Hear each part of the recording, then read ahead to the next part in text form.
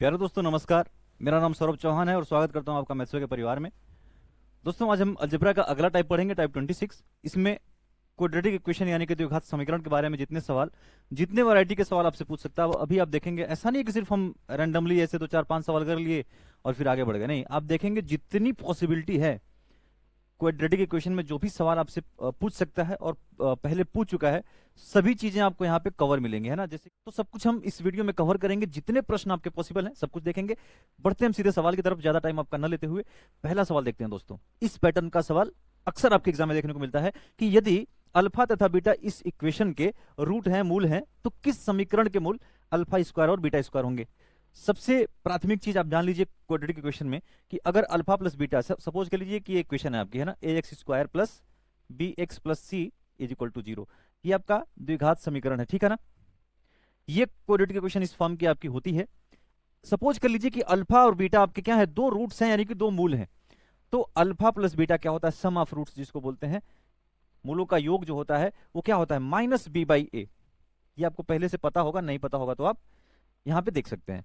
और product of root यानी कि जो मूल हैं उनका गुणा अगर करेंगे आपस में, यानी कि अल्फा इंटू बीटा, उसका मान कितना निकल के आएगा दोस्तों, सी बाई ए, है ना। सी बाई ए बेसिक सी चीज है, ये आपको पता ही होनी चाहिए। अगर नहीं पता थी तो इसको आप देख करके समझ सकते हैं कि अल्फा प्लस बीटा जो होगा, जो भी एक्स का कोफिशिएंट होगा, बी उसको हम माइनस के साथ लिखेंगे, बाई ए कर लेंगे, और अल्फा इंटू बीटा दोनों रूट्स का प्रोडक्ट जब निकालेंगे तो सी बाई ए हो जाएगा। सिंपल इतनी सी चीज आपको पता होनी चाहिए, तो इस पैटर्न का कोई सवाल आप गलत नहीं करेंगे। बाकी अलजेब्रा में हम ए प्लस बी का होल स्क्वायर, ए प्लस बी का होल क्यूब, ये सारी चीजें पढ़ चुके हैं, उसका एप्लीकेशन इस तरीके के सवालों में आपका रहता है, ठीक है ना। अब सवाल की तरफ बढ़ते हैं। अल्फा बीटा अगर आपके इस इक्वेशन के रूट हैं तो आपको बताना है वो इक्वेशन जिसके रूट्स क्या हो, अल्फा स्क्वायर और बीटा स्क्वायर हो दोस्तों, ठीक है।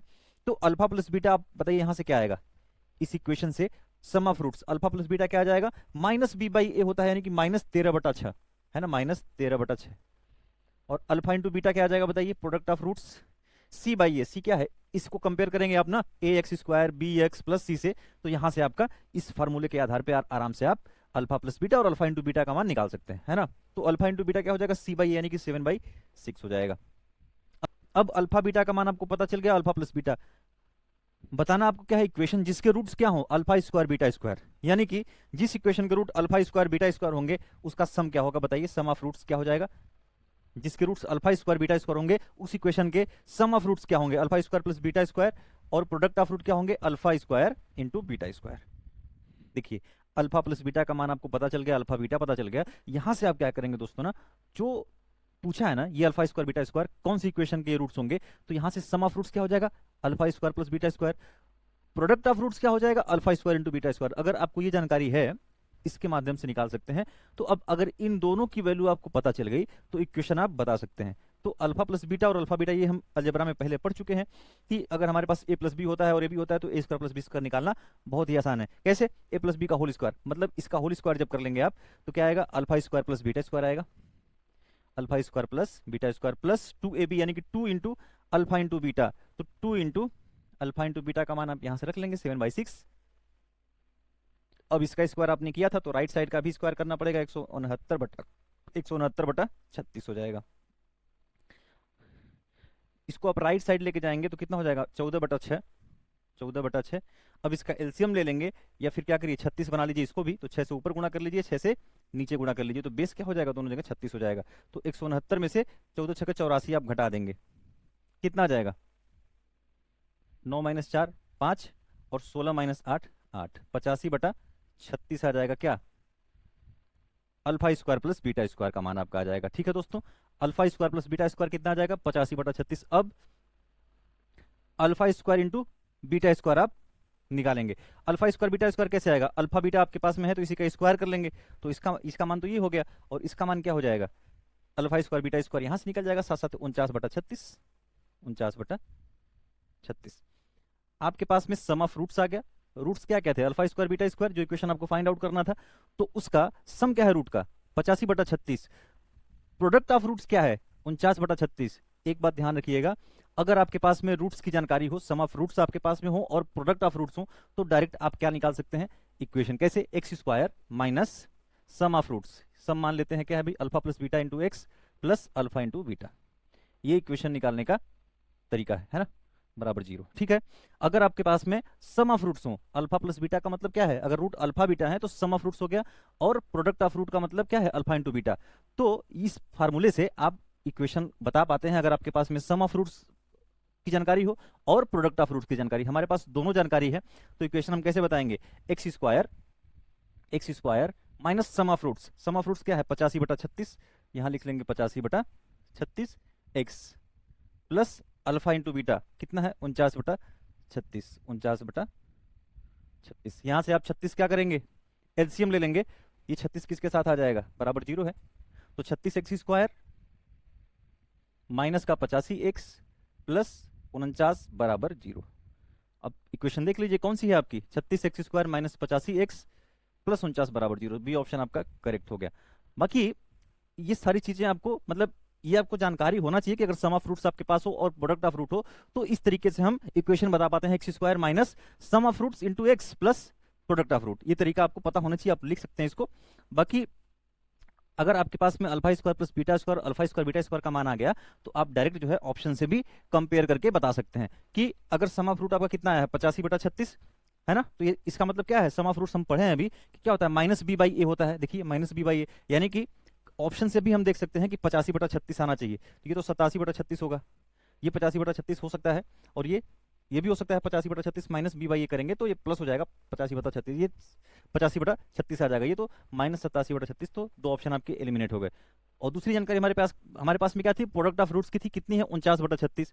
इसको देखेंगे सी बाई ए जब करेंगे, है ना, प्रोडक्ट ऑफ रूट क्या है, सी बाई ए, ये माइनस 49/36 है, लेकिन हमको क्या चाहिए, 49/36, तो इस ऑप्शन से आपका बन जाएगा। तो इस तरीके से आपको ये करने की आवश्यकता नहीं है, लेकिन इसको आपको जानकारी ये आपको होनी चाहिए। ठीक है दोस्तों, तो इस तरीके से आप डायरेक्ट यहाँ से भी आप ऑप्शन से बता सकते थे। दोस्तों अगले सवाल की तरफ बढ़ते हैं। अगर अल्फा बीटा इस समीकरण के रूट है, मूल है, तो किस समीकरण के मूल, किस इक्वेशन के मूल अल्फा क्यूब बीटा क्यूब होंगे। सिमिलर कॉन्सेप्ट है, अगर अल्फा बीटा का मान आपको पता है दोस्तों, यहाँ से अल्फा प्लस बीटा आप निकाल सकते हैं। सम ऑफ रूट्स क्या होता है, माइनस बी बाई ए, यानी कि 1 हो जाएगा। प्रोडक्ट ऑफ रूट क्या हो जाएगा, alpha into beta c by a, यानी कि 1/1 हो जाएगा। अब alpha plus beta, alpha beta आपको पता चल गया। अब बताना क्या है, इक्वेशन बताना है जिसकी रूट्स क्या हो, अल्फा क्यूब और बीटा क्यूब। तो सम ऑफ रूट्स क्या हो जाएंगे, alpha cube plus beta cube. Product of root क्या हो जाएगा दोस्तों, alpha cube into beta cube. अब अल्फा प्लस बीटा का मान 1 है, तो अल्फा क्यूब बीटा क्यूब कैसे निकालते हैं, हम क्यूब कर लेंगे इस दोनों साइड का। तो क्यूब जब कर लेंगे तो क्या आ जाएगा, alpha cube plus beta cube. ये लिखना नहीं है आपको, इसको आप एक्स लिख के भी कैलकुलेट कर सकते हैं, ये बार बार लिखने की जरूरत नहीं है ना। तो alpha cube plus beta cube plus 3ab, यानी कि 3 इंटू अल्फा बीटा 1 है, ब्रैकेट में अल्फा प्लस बीटा ये भी 1 है, प्लस बस दोनों साइड का क्यूब कर लेना है। तो यहां से alpha cube plus beta cube का मान क्या आ जाएगा दोस्तों, -2 आ जाएगा। मतलब सम ऑफ रूट्स क्या आ गया आपका, -2, और प्रोडक्ट ऑफ रूट क्या आ जाएगा, अल्फा क्यूब बीटा क्यूब है प्रोडक्ट, तो कितना हो जाएगा, 1 हो जाएगा। बस अगर सम मिल गया आपको, प्रोडक्ट मिल गया, तो इक्वेशन लिखने का तरीका क्या होता है, X square minus sum of roots. Sum of roots क्या है, -2x है, तो माइनस माइनस प्लस हो जाएगा, और प्लस प्रोडक्ट ऑफ रूट क्या है, 1 है। तो ये इक्वेशन आपकी बन जाएगी इस तरीके से। बाकी ऑप्शन के थ्रू भी आप जा सकते हैं कि अगर सम ऑफ रूट्स कितना आ गया, -2, तो -2 कौन से ऑप्शन में है, सिर्फ एक ऑप्शन में है, ए ऑप्शन में है, ठीक है ना। माइनस बी बाई ये करेंगे तो यहाँ -2 है और कहीं पे नहीं है, तो ये इस तरीके से लिखने की भी आवश्यकता नहीं, आप आराम से कर सकते हैं। दोस्तों अब देखिए कई तरीके से हर सवाल यहाँ पे करना जरूरी नहीं है, आप प्रैक्टिस करिए, कॉन्सेप्ट आप समझ गए। आपसे कुछ भी पूछ सकता है दोस्तों, आपसे ये पूछ सकता है कि वो इक्वेशन बताइए जिसके रूट क्या हो, 1/अल्फा और 1/बीटा। तो इस तरीके से निकाल सकते हैं, 1/अल्फा प्लस बीटा का मान निकाल लेंगे और 1/अल्फा इंटू बीटा का मान निकाल लेंगे, प्रोडक्ट ऑफ रूट, है ना। कुछ भी आपसे पूछ सकता है, आप आराम से इस तरीके से वैल्यू बता सकते हैं। अल्फा बीटा आप यहां से निकालेंगे, अल्फा प्लस बीटा और अल्फा इंटू बीटा। कुछ भी आपसे अल्फा बीटा के टर्म में पूछेगा, सिर्फ अलजेब्रा के फार्मूले हैं, ए प्लस बी का होल स्क्वायर क्यूब, वहीं से आपका इस्तेमाल होगा, उसी से आपका इस तरीके का सवाल बनेगा। बढ़ते हैं दोस्तों हम अगले सवाल की तरफ, और अगला टाइप देखते हैं इस क्वाड्रेटिक इक्वेशन में क्या पूछता है। ठीक है दोस्तों, डी, कैपिटल डी मतलब डिस्क्रिमिनेंट जो होता है वो क्या होता है, बी स्क्वायर माइनस 4ac।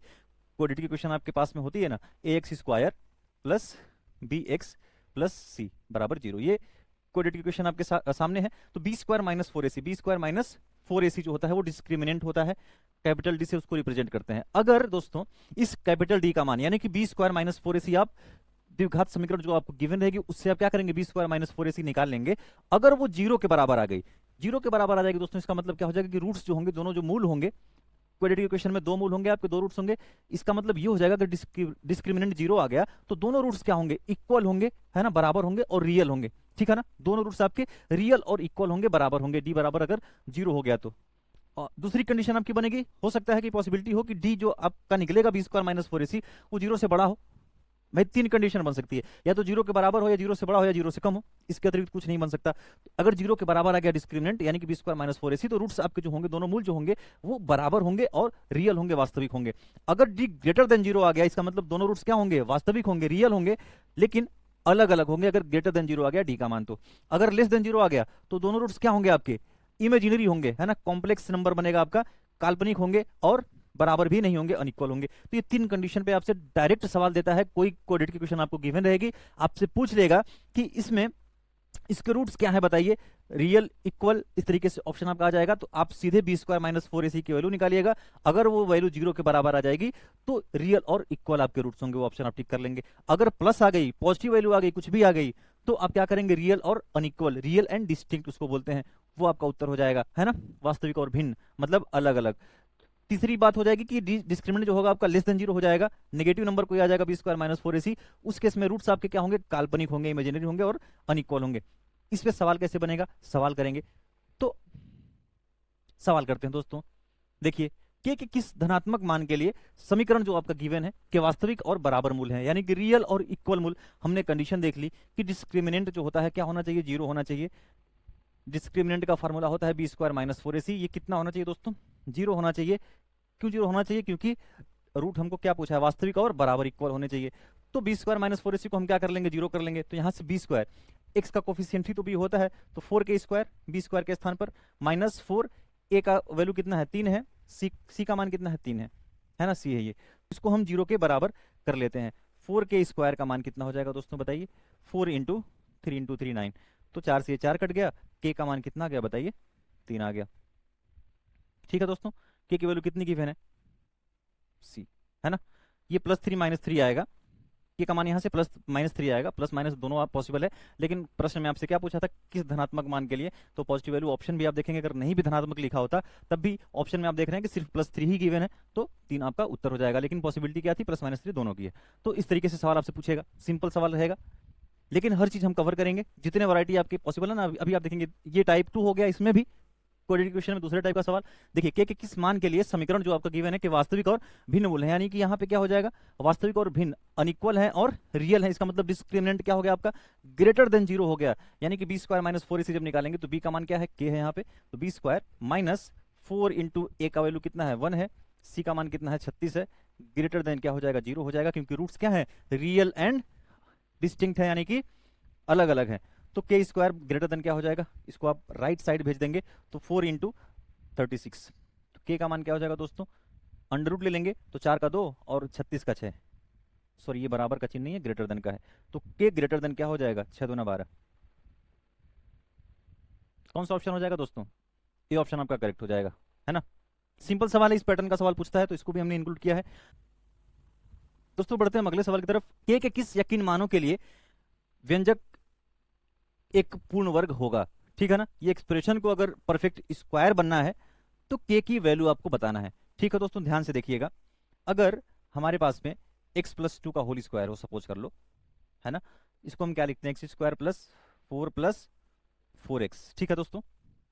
मतलब समझिएगा कि अगर क्वाड्रेटिक इक्वेशन आपको ये गिवन हो कि x square plus four x plus four का रूट बताइए, तो दोनों रूट्स क्या आएंगे, इक्वल आएंगे, दोनों रूट्स क्या आएंगे, इक्वल आएंगे, और दोनों क्या होंगे, एक्स की वैल्यू माइनस टू, है ना, दोनों की वैल्यू क्या होगी, माइनस टू होगी।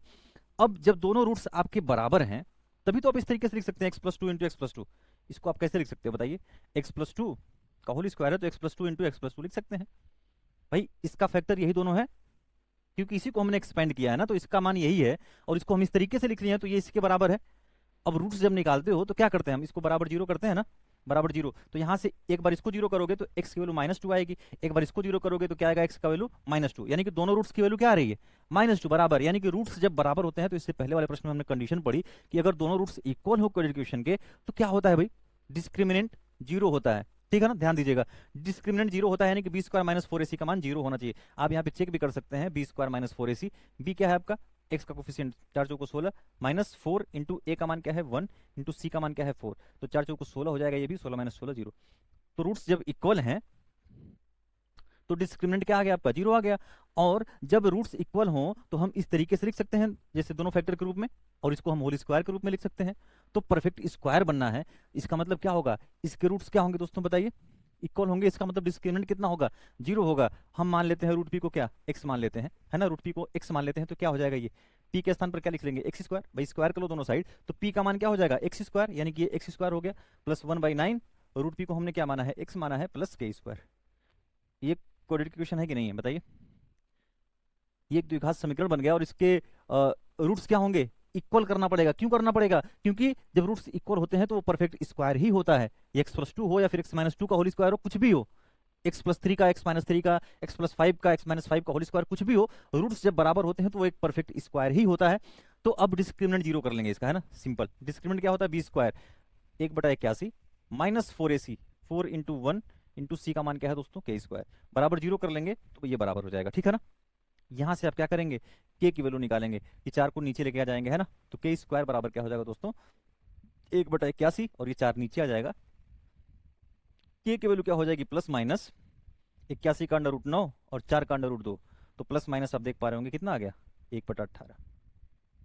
कौन सा ऑप्शन हो गया आपका, डी ऑप्शन करेक्ट हो गया। तो बहुत ही सिंपल तरीका है, जब भी इस तरीके का सवाल आएगा डिस्क्रिमिनेंट आपको क्या कर लेना है, 0 कर लेना है, और आराम से वहां से के की वैल्यू निकल जाएगी। बढ़ते हैं दोस्तों अगले सवाल की तरफ, बढ़ते हैं दोस्तों अगले सवाल की तरफ। अब इस पैटर्न का सवाल भी आपसे पूछता है तो आप डायरेक्ट सॉल्व कर सकते हैं। देखो बेसिक कॉन्सेप्ट भी मैं आपको बताऊंगा, लेकिन डायरेक्ट फार्मूला भी याद आपको रखना चाहिए, ठीक है ना। ये आपका क्वाड्रेटिक इक्वेशन गिवन है, x² + bx + c = 0, ठीक है ना। यहां से अगर d जो हो डिफरेंस हो ऑफ रूट्स, है ना, जिससे सपोज कर लो कि आपके दोनों रूट्स क्या हैं, अल्फा और बीटा। तो जैसे आप याद करते हैं ना, अल्फा प्लस बीटा का मान कितना होता है, -b/a, अल्फा इंटू बीटा क्या होता है, c/a। उसी तरीके से आप अल्फा माइनस बीटा को अगर d मान लेते हैं सपोज करिए, तो इसका भी फार्मूला आप डायरेक्ट याद कर सकते हैं दोस्तों, ठीक है ना। कैसे, कितना होगा, b² - 4ac, ये क्या होता है, डिस्क्रिमिनेंट होता है, बराबर a² d², है ना। ये फार्मूला भी आप रट सकते हैं, इस फार्मूले से डायरेक्ट आपका सवाल बहुत ही आसानी से बन जाएगा। b² - 4ac बराबर a² इंटू d²। a क्या है आपका, x² का कोफिशिएंट है, या ये बात आप अच्छे से समझते हैं। डी क्या है, अल्फा माइनस बीटा है, ठीक है दोस्तों। सवाल की तरफ बढ़ते हैं, इस फार्मूला को आप नोट कर लीजिए। अगला सवाल हम देखते हैं क्या है, इस फार्मूले पर आधारित यदि समीकरण x² - bx + c = 5 के मूलों का अंतर 5 है तो निम्न में से कौन सा सही है। सबसे पहले मैं आपको बेसिक कॉन्सेप्ट इसका बता देता हूं। पहला तरीका क्या दोस्तों होगा कि अल्फा प्लस बीटा क्या हो जाएगा, यहां से इस इक्वेशन से अल्फा प्लस बीटा का मान क्या हो जाएगा, -b/a करेंगे तो b आ जाएगा।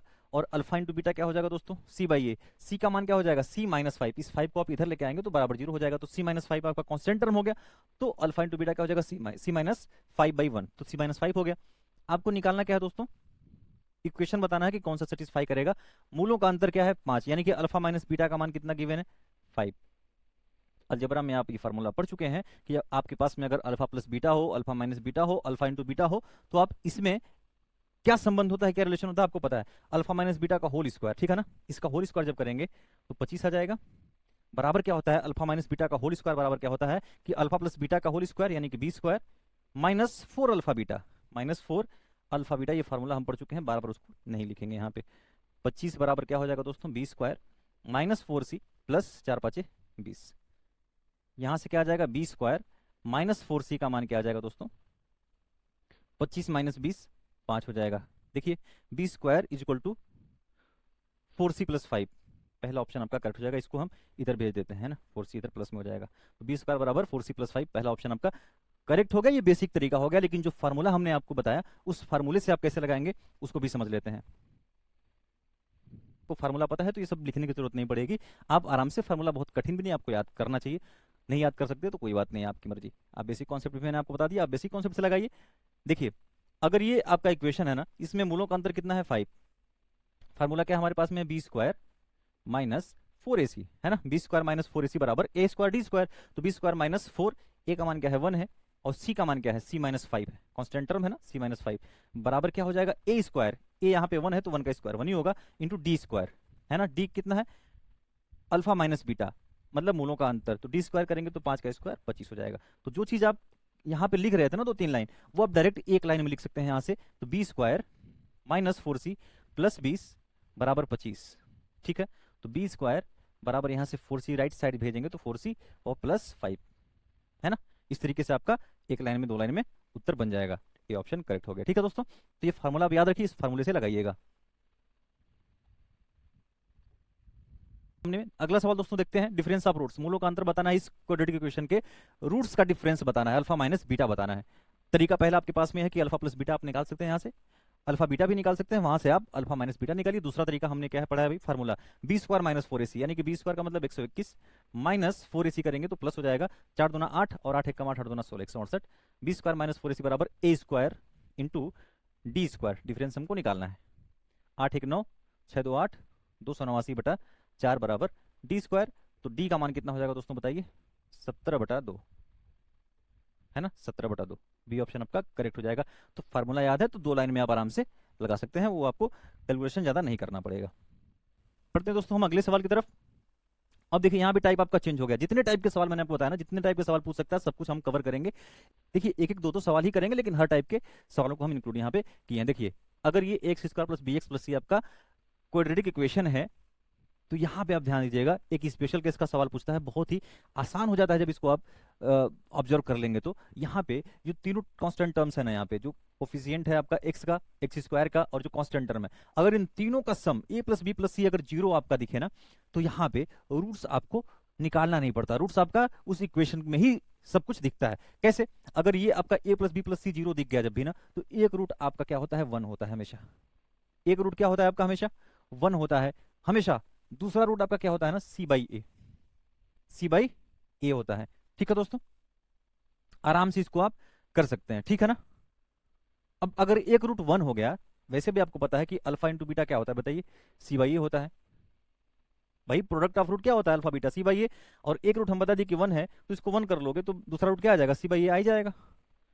आपको याद भी नहीं करना, इसको रटना भी नहीं है, सिर्फ ये याद रखना है आपको कि अगर ए प्लस बी प्लस सी 0 आ गया तो एक रूट क्या होता है आपका, 1 होता है। दूसरा रूट आपको ये सी बाई ए याद करने की जरूरत नहीं है कि बी बाई ए होगा, सी बाई ए होगा, ए बाई सी होगा, कंफ्यूजन नहीं।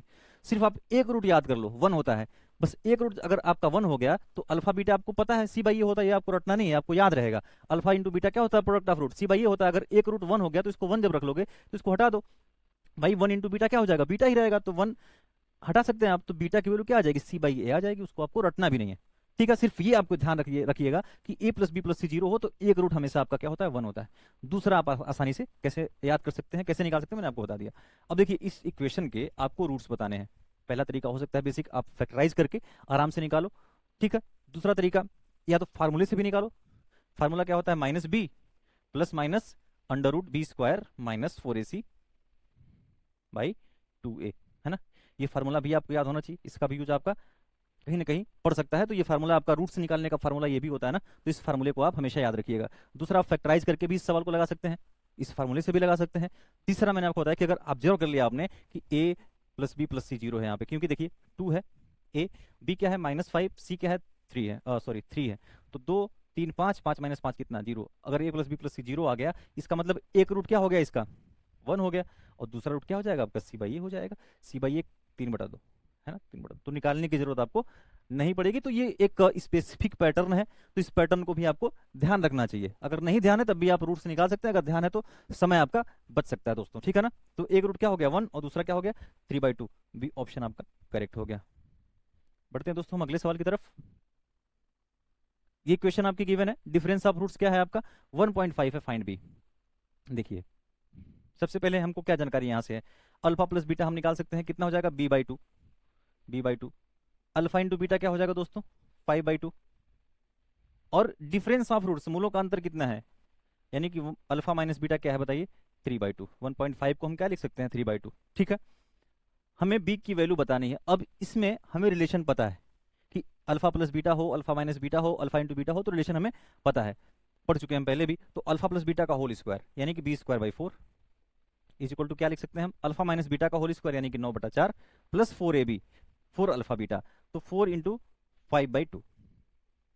ठीक है दोस्तों, यहां से आप क्या निकालेंगे, b की वैल्यू निकालेंगे, 2 दूना 4, 5 दूना 10, ये 10 हो गया, तो 10 चौको 40, 40 9 49/4 हो जाएगा। ये 4 से 4 कट जाएगा, b की वैल्यू क्या आ जाएगी बताइए 7 आ जाएगी। आराम से आप b की वैल्यू इस तरीके से निकाल सकते हैं, पहला। दूसरा तरीका जो शॉर्ट अप्रोच है, ये बेसिक तरीका है, इसको आपको हमेशा ध्यान रखना है, ये हमेशा आपके लिए काम आएगी। हो सकता है आपको शॉर्ट अप्रोच ना ध्यान आए, वहां पे आप जरूर ना कर पाए, लेकिन ये हमेशा आपको हेल्पफुल है कि बहुत समय नहीं लगेगा, तो इसको हमेशा आपको ध्यान रखना है, बहुत शॉर्ट ट्रिक के चक्कर में नहीं पड़ना है। दूसरा तरीका मैंने आपको बताया कि अगर डिफरेंस है रूट्स का कितना है दोस्तों, 1.5 है, तो दूसरा तरीका क्या था आपके पास में, B square, difference of roots में आपके पास फार्मूला है कि बी स्क्वायर माइनस 4ac है ना, बी स्क्वायर माइनस 4ac करेंगे तो 4 दूना 8 5 40, बी स्क्वायर माइनस 4ac किसके बराबर होता है, ए स्क्वायर इंटू डी स्क्वायर, ए स्क्वायर का मतलब 4, 2 का स्क्वायर इंटू डी स्क्वायर का मतलब 3/2 का स्क्वायर, कितना हो जाएगा 9/4, 4 से 4 कट जाएगा, ये -40 उधर जाएगा तो क्या हो जाएगा बताइए, +40, यानी कि 40 9 49 हो जाएगा। तो यहाँ से भी आप बी का मान क्या निकाल सकते हैं, ये हो गया आपका दूसरा तरीका। बढ़ते हैं दोस्तों अगले सवाल की तरफ। आखिरी सवाल हमारा ये है, क्यूबिक इक्वेशन जब भी पूछता है आपसे ना, तो इसमें आप फार्मूला याद रख लीजिए, सीधे सीधे आपसे फार्मूले पर आधारित सवाल आएगा कि अगर 3 रूट होते हैं इसके, क्यूबिक में 3 रूट होंगे, सम ऑफ रूट आपसे पूछ लेगा, alpha plus beta plus gamma क्या आ जाएगा, -b/a है ना, -b/a, -b/a, और alpha into beta plus beta into gamma plus gamma into alpha, ये क्या आ जाएगा, c/a आ जाएगा। ये आपका क्या है देखिए, इक्वेशन लिख देते हैं, ax³ plus bx² plus cx plus, इस फॉर्म की इक्वेशन आपकी रहेगी, है ना। तो ये फार्मूला आपको याद आना चाहिए, लिखना, ये फार्मूला आपको याद रहना चाहिए, अल्फा बीटा इंटू गामा का वैल्यू क्या हो जाएगा, -d/a, है ना। सीधे फार्मूले पे आधारित सवाल आपसे पूछेगा, एक लाइन का आप उत्तर दे पाएंगे।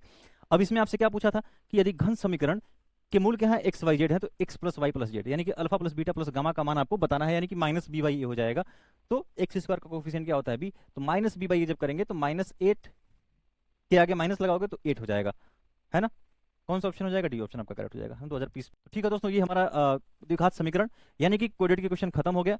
आपने देखा यहाँ पे जितने वैरायटी के सवाल आपसे पूछ सकता था, जितने सवाल आपसे पूछे गए सब कुछ एक जगह पे कवर हो गया आपका, है ना, सब कुछ मिल गया। अब इसके अलावा जितनी जानकारी आपको यहाँ से मिली है, अब आप जो भी सवाल आपको दिखे इस हिसाब से प्रैक्टिस करिए, तभी आपकी मैथ्स इंप्रूव होगी। दोस्तों मिलते हैं अगले वीडियो में अगले टाइप के साथ में, तब तक के लिए जय हिंद, धन्यवाद।